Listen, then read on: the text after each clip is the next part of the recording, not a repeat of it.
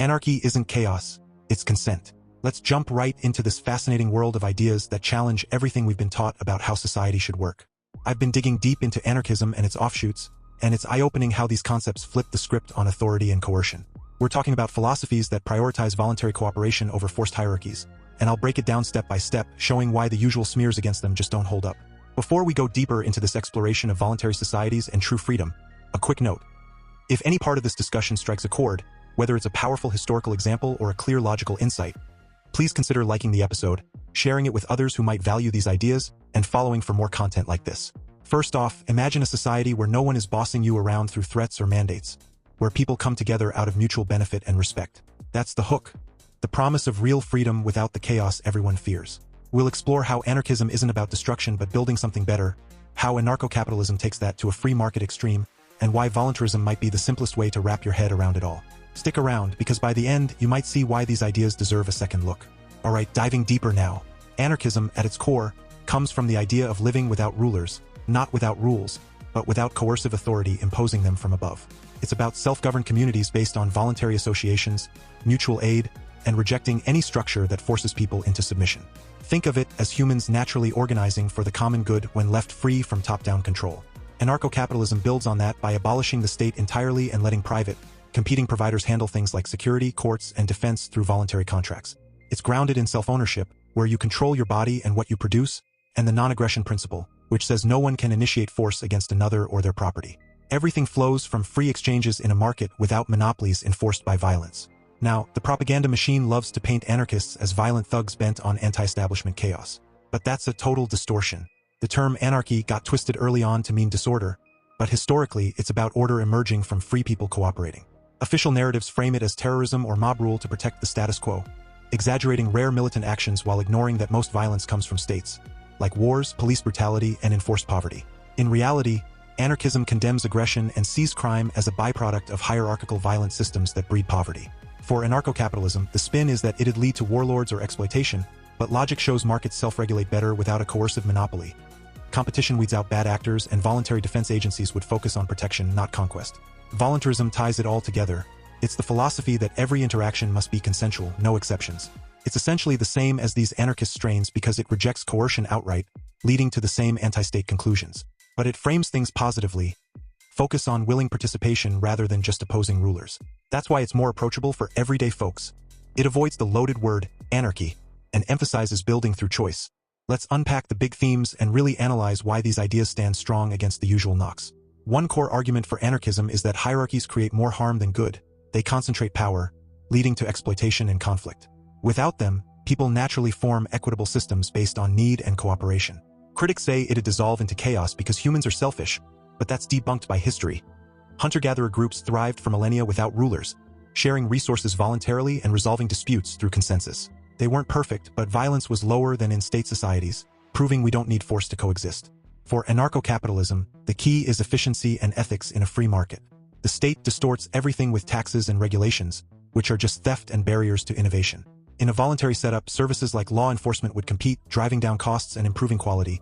Bad providers go bankrupt, good ones flourish. Naysayers claim it'd favor the rich, creating new hierarchies, but reason shows otherwise. Without state-backed monopolies, wealth comes from serving others, not crony deals.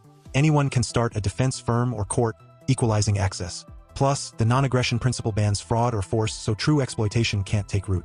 A big myth is that anarchism equals no rules or morals. Just look at how states claim they're essential for order. But anarchists argue rules arise organically from communities, enforced by social norms and mutual agreements, not guns. Take the idea that without government, pollution runs rampant. In a voluntary society, property rights mean polluters face lawsuits or boycotts, incentivizing clean practices far better than corrupt regulators. Crime, private security, and community watches, funded willingly, focus on prevention over punishment, reducing recidivism. National defense, competing militias or insurance models pool resources against threats, without the waste of standing armies that provoke wars. Voluntarism shines here as the modern equivalent. It's anarchist in essence but strips away the baggage. It says all legitimacy comes from consent, so any involuntary system crumbles under scrutiny. Critics from Bolshevism call it naive, saying collective force is needed for equality, but logic destroys that. Forced redistribution is aggression, breeding resentment and inefficiency, while voluntary mutual aid builds real solidarity. Authority-oriented folks say structure is natural, But voluntarism points out hierarchies only persist through coercion, not merit. Remove the force and freer arrangements emerge. Examples abound of this in action, showing fearless individuals thriving without rulers. In revolutionary Catalonia during the 1930s, workers seized factories and farms, running them collectively through voluntary councils.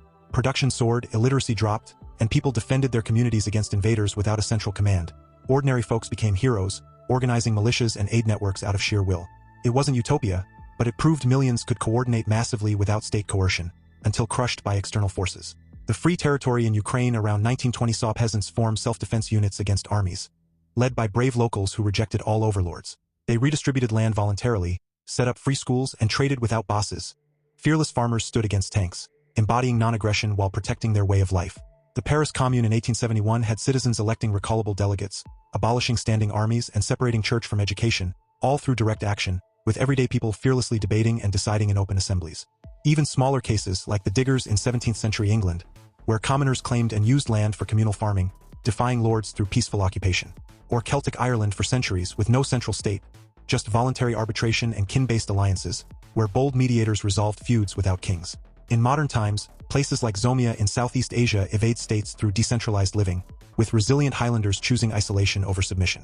And Freetown Christiania in Denmark, a self-governed enclave since the 1970s, where residents vote on rules consensually, rejecting external authority.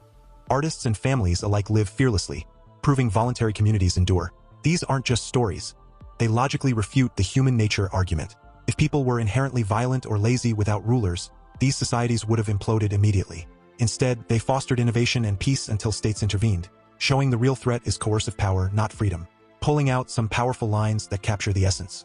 One foundational voice emphasized that every man is a self-owner, having absolute jurisdiction over his own body. No one else may justly invade or aggress against another's person. From this flows the entire system of property rights in a free society, where you justly own what you mix your labor with or acquire peacefully. Another declared that a man's natural rights are his own against the whole world, and any infringement is a crime, whether by one person or millions. Government itself must rest wholly on voluntary support, or it's not free. A key thinker on voluntarism stressed that the rights of liberty come first, with any authority always second, and force is only justifiable to defend self-ownership, never to oppose it. These ideas affirm that true freedom starts with absolute self-ownership and the non-aggression principle. No initiation of force against person or property.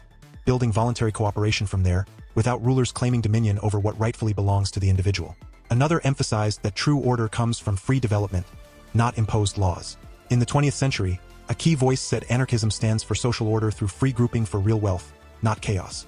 And on violence, it's the state that breeds it through wars and oppression, while voluntary paths promote peace. Wrapping this up, I gotta say, if you're tired of systems that force you into boxes, give voluntarism a shot. It's basically anarchism rebranded for clarity, emphasizing consent in everything. It leads to the same liberated society but feels less intimidating. Whether full anarchism or its free market variant, these ideas empower you to question authority and build better.